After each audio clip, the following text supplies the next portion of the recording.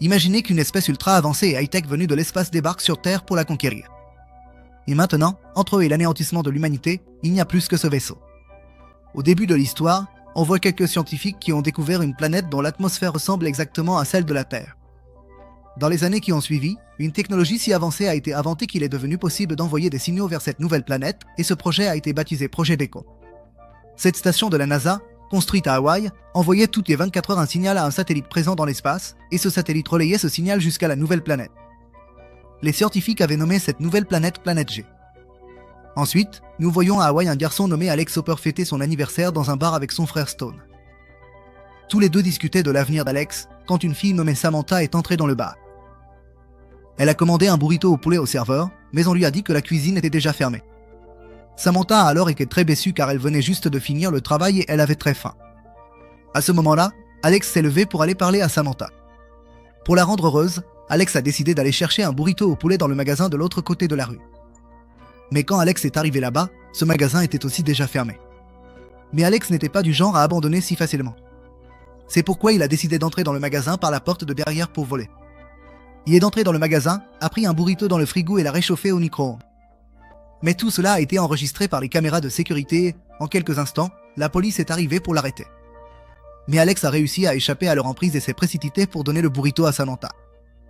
Mais avant qu'il n'atteigne Samantha, la police a soudainement utilisé un pistolet à impulsion électrique sur lui et l'a fait tomber au sol. Même si Samantha a été très effrayée par la situation, au fond d'elle, elle a beaucoup apprécié le courage d'Alex. Le lendemain matin, on voit le frère d'Alex le réprimander pour ses exploits de la nuit précédente. En fait, Alex et Stone travaillaient tous les deux dans la marine américaine et Samantha était la fille de leur commandant, l'amiral Shan. En entendant cela, Alex a été complètement paniqué car il ne s'entendait pas du tout avec l'amiral Shan. Bref, quelques années ont passé et puis un jour, l'amiral Shan a annoncé les Jeux de guerre internationaux Rimpa. Mais Alex est aussi arrivé un peu en retard à cet événement.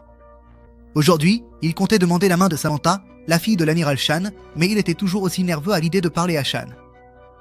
En voyant cela, Samantha a demandé à son père de parler à Alex pendant 5 minutes, alors l'amiral a accepté pour faire plaisir à sa fille. Mais Alex était toujours aussi paniqué et il s'est éclipsé en prétextant une envie d'aller aux toilettes. Bref, ensuite, on voit le docteur Nebrody qui avait découvert la planète G. Aujourd'hui, lui et son assistant ont vu que 5 objets se dirigeaient rapidement vers la Terre depuis l'espace. Il en a immédiatement informé Kyle, le scientifique qui travaillait sur le projet Beacon. Ces 5 objets étranges se dirigeaient justement vers leur signal, ce qui les a complètement bouleversés. Soudain, en chemin, un des objets a percuté un satellite et s'est détourné, se séparant des autres. Très vite, la NASA a confirmé qu'il ne s'agissait pas d'astéroïdes ou de quelque chose de similaire. Ensuite, les directeurs ont demandé à Kyle de se tenir prêt, car ces objets se dirigeaient droit vers lui. En quelques instants, ces 4 objets sont tombés dans la mer d'Hawaï et le 5e est tombé dans la ville de Hong Kong. L'explosion a été si puissante que presque toute la ville a été détruite. Dans cette explosion, 25 000 personnes ont perdu la vie et les pertes se sont élevées à des centaines de millions. Très vite, le docteur Nebrody a conclu qu'il s'agissait sûrement d'un vaisseau extraterrestre, car le type de métal dont ces objets étaient faits n'existait tout simplement pas sur Terre. Quoi qu'il en soit, peu de temps après, la marine a aperçu un navire inconnu en mer, alors Stone a demandé au capitaine Bromley d'envoyer une équipe pour enquêter. Alors Alex, Cora et Walter sont partis enquêter. Mais lorsqu'ils sont arrivés près de l'objet, ils n'ont rien compris. Personne ne savait ce que c'était, au juste. Dès qu'Alex l'a touché, il a soudain reçu une violente décharge et a été projeté au loin. Quand ses compagnons ont essayé de le sauver, une puissante lumière d'énergie a jailli de l'objet, formant alors un champ de protection tout autour. Désormais, personne ne pouvait ni entrer dans ce champ, ni en sortir. En plus, tous les signaux étaient coupés, ce qui empêchait les membres de l'équipage de transmettre leur message à la base Seller. Au même moment, on voit un avion de chasse foncer à toute vitesse vers l'objet, mais dès qu'il percute le champ de protection, il se désintègre en morceaux. De son côté, Walter a essayé de démarrer le moteur, mais soudain, un énorme robot s'est dressé devant lui et a poussé un cri si puissant que Manseller, à des centaines de kilomètres de là, s'est bouché les oreilles de douleur. Ils ont alors commencé à bombarder cet objet. Mais ce robot a riposté en les attaquant à son tour avec plusieurs bombes. De son côté, Walter a tant bien que mal réussi à démarrer le bateau et se dirigeait maintenant vers le vaisseau principal. Mais à ce moment-là, Cora a attaqué le robot avec sa mitrailleuse. Maintenant, tous les vaisseaux se sont mis ensemble à attaquer le robot. Mais soudain, une énorme explosion a eu lieu dans le vaisseau de Stone, le détruisant complètement. Alex a vu son frère et les autres compagnons mourir sous ses yeux. Dans cette attaque, le capitaine Brownlee et son assistant ont également perdu la vie. Désormais, la responsabilité de cette opération reposait sur les épaules d'Alex. Alors il a décidé de lancer une attaque massive contre le robot. Mais après que son équipe ait beaucoup insisté, Alex a finalement décidé de faire demi-tour pour sauver la vie des soldats japonais. Mais en quelques instants, ce robot a sorti d'énormes disques métalliques pour pouvoir détruire la base navale présente sur l'île. Ces disques étaient si dangereux qu'ils ont écrasé les hélicoptères comme des fourmis et ont rapidement commencé à ravager toute l'île. Mais ce qui était surprenant, c'est que ces disques n'ont blessé ni humain ni animal. Bref, ces disques ont ensuite détruit un énorme pont, ce qui a fait tomber tous les véhicules. Maintenant, plus personne n'était en sécurité là-bas. De leur côté, les officiers de la marine tentaient de franchir ce champ de protection pour venir en aide à leurs camarades. Pendant ce temps, on voit Samantha observer l'arrivée d'un vaisseau extraterrestre sur la colline avec Nick, un officier de l'armée à la retraite. En quelques instants, ce vaisseau a atterri non loin d'eux, précisément là où se trouvaient Cal et son assistant. Très vite, quelques policiers, poursuivant ce vaisseau, arrivèrent sur la colline. En chemin, ils aperçurent Samantha et Nick, alors la police leur demanda de se cacher dans un endroit sûr, car les extraterrestres avaient attaqué l'île. Ensuite, les policiers ont continué leur route et Nick a décidé de les suivre, parce que son rêve avait toujours été de voir des extraterrestres. Maintenant, Samantha s'est aussi mise à marcher avec lui. Dès que la voiture de police s'est approchée du vaisseau, le vaisseau extraterrestre a senti qu'il pouvait être en danger. C'est pourquoi il a attaqué les policiers. Pendant ce temps, de l'autre côté, Alex cherchait un moyen d'arrêter ce monstre. Parce que maintenant, il était le commandant de son vaisseau. Mais en réalité, il n'avait absolument aucune expérience de la guerre. À ce moment-là, Walter est arrivé et a demandé à Alex de le suivre. Quand ils sont tous les deux arrivés dans la salle de contrôle, il a vu un extraterrestre que ces hommes avaient sorti de la mer. Dès que leur équipe a retiré le casque de l'extraterrestre, ils ont découvert qu'il ressemblait aussi à un humain. Mais dès qu'Alex a braqué la lumière dans ses yeux, soudain, cet extraterrestre s'est retourné et a attrapé Alex par le cou. Ses compagnons ont essayé de l'aider, mais au même moment, les autres extraterrestres ont attaqué le vaisseau. Alors, ces extraterrestres ont d'abord libéré leurs compagnons et sont partis à bord de leur vaisseau. Mais Alex s'est rendu compte qu'il y avait encore des extraterrestres présents sur leur vaisseau. Ils se sont tous mis à les chercher, quand soudain un extraterrestre est apparu devant Walter et il a immédiatement dit à ses compagnons de s'enfuir de là. Walter a vu que cet extraterrestre n'était pas venu lui faire du mal, mais que son seul but était de détruire les générateurs d'énergie. Mais si cela arrivait, le vaisseau ne pourrait plus repartir d'ici. Pour l'en empêcher, Walter a attaqué l'extraterrestre avec une barre de fer. Après cela, l'extraterrestre a aussi commencé à l'attaquer à plusieurs reprises. Au même moment, Alex est venu l'aider. Mais l'extraterrestre lui a arraché son arme et s'est apprêté à en finir avec lui. Mais juste à ce moment-là, Cora est arrivée et a détourné l'attention de l'extraterrestre. Ensuite, Alex a dit à Cora de courir vers la salle de contrôle pour que l'extraterrestre la suive à l'extérieur. Dès qu'elle est arrivée dans la salle de contrôle, elle a compris quel était le véritable plan d'Alex.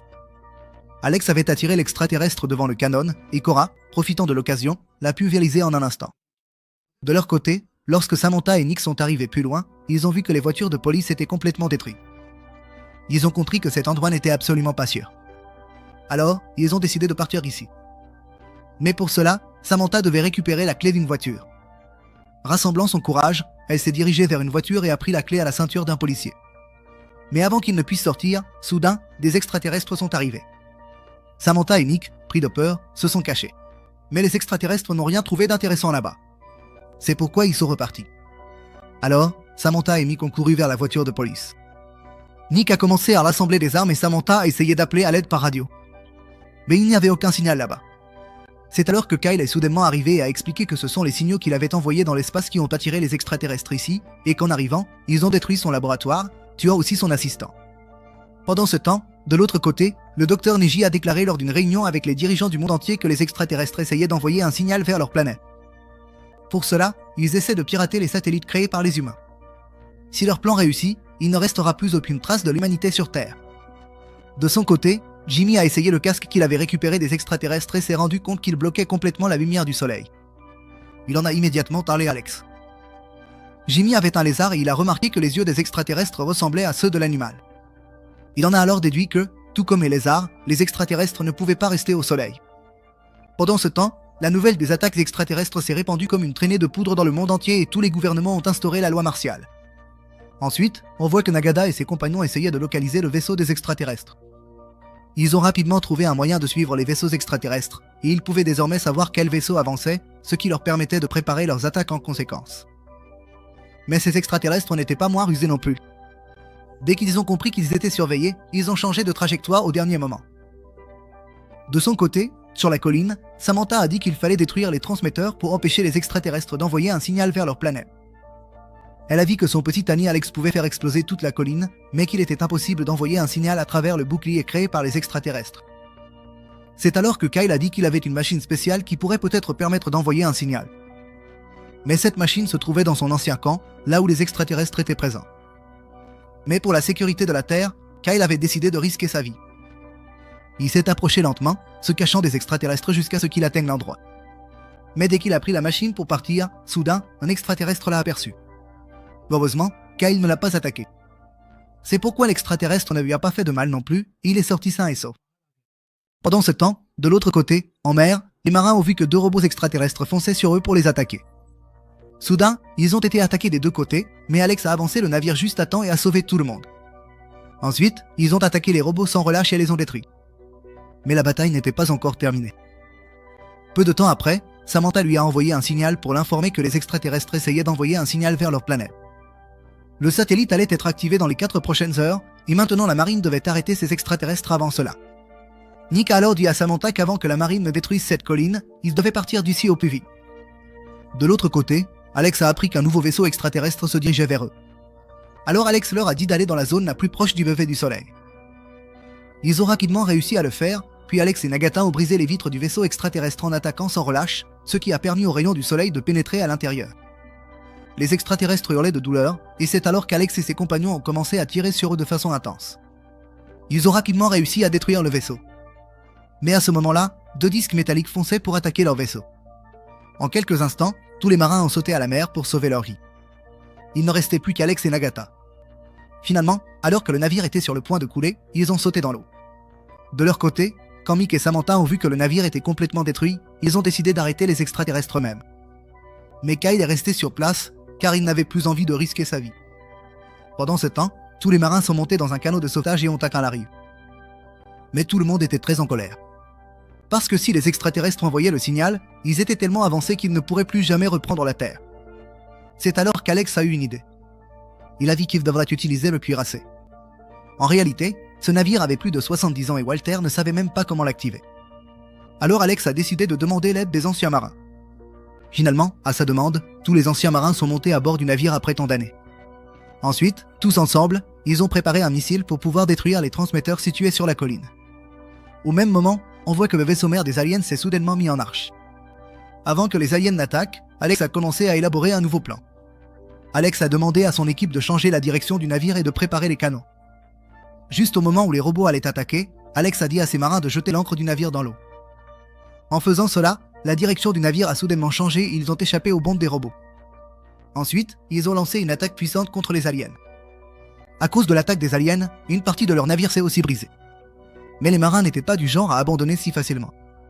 En peu de temps, ils ont réussi à détruire le vaisseau mère, ce qui a aussi brisé le bouclier de protection. Mais de l'autre côté, les aliens présents sur la colline étaient toujours prêts à envoyer le signal vers la planète. Mais au dernier moment, Samantha et Nick sont arrivés et ont coupé leur câble. Finalement, leur plan a fonctionné, car le signal n'a jamais atteint la planète. Mais pendant ce temps, le pied de Samantha est resté coincé dans la voiture. Alors Nick a fait preuve de courage et a affronté les monstres avec ses béquilles. Quand la bagarre a éclaté entre eux, Nick a réussi à lui enlever son casque pendant le combat. Dès que le soleil a frappé l'alien, Nick a commencé à prendre le dessus sur lui. Mais en quelques instants, l'alien a soulevé Nick et l'a jeté violemment au sol. Il était sur le point de tuer Nick quand, à la dernière seconde, Kyle est arrivé et a réduit l'alien en bouillie avec sa mallette. Mais pendant ce temps, les autres aliens avaient reconnecté les câbles du transmetteur et recommençaient à envoyer des signaux. De leur côté, les marins ont commencé à lancer les missiles ensemble. Pendant ce temps, Kyle a libéré Samantha et tous les trois ont commencé à chercher un endroit sûr. Juste au moment où Alex et Nagata allaient lancer le missile, ils se sont rendus compte que le vaisseau mère avait envoyé un disque pour détruire leur navire. Ils n'avaient maintenant plus aucun moyen de s'en sortir. Alors Alex a ordonné à ses soldats de lancer les missiles pour détruire la colline, puis ils ont tous commencé à attendre leur mort. Mais au dernier moment, l'amiral Shan a envoyé des avions de chasse. Avec une précision incroyable, ils ont tiré des missiles et détruit les disques métalliques. De cette façon, les aliens n'avaient plus aucun moyen d'envoyer un signal vers leur planète d'origine. Quelques semaines après cet événement, les braves qui avaient participé à la guerre ont été honorés. Parmi eux se trouvait aussi Nick, qui, malgré l'absence de ses jambes, a accompli son devoir de soldat. Ensuite, le président des États-Unis a honoré les Stone Hoppers de la Navy Cross pour avoir risqué leur vie, et Alex est venu recevoir cette distinction au nom de son frère. À présent, Alex était lui-même devenu commandant et, pour son courage, il a reçu l'étoile d'argent. Finalement, l'amiral lui a dit qu'il deviendrait bientôt le commandant de son propre navire. Alors Samantha a dit à Alex de parler à son père de leur mariage, que c'était le bon moment et qu'il devait en profiter pour lui en parler rapidement. Alex était encore un peu nerveux, mais affronter l'amiral Shan devait être bien plus facile que d'affronter les extraterrestres. Alex lui a dit qu'il aimait beaucoup Samantha et qu'il voulait l'épouser. Shan l'a d'abord refusé, mais puis il a souri doucement et a dit de venir à son bureau le soir, qu'ils décideraient ensemble où organiser le mariage.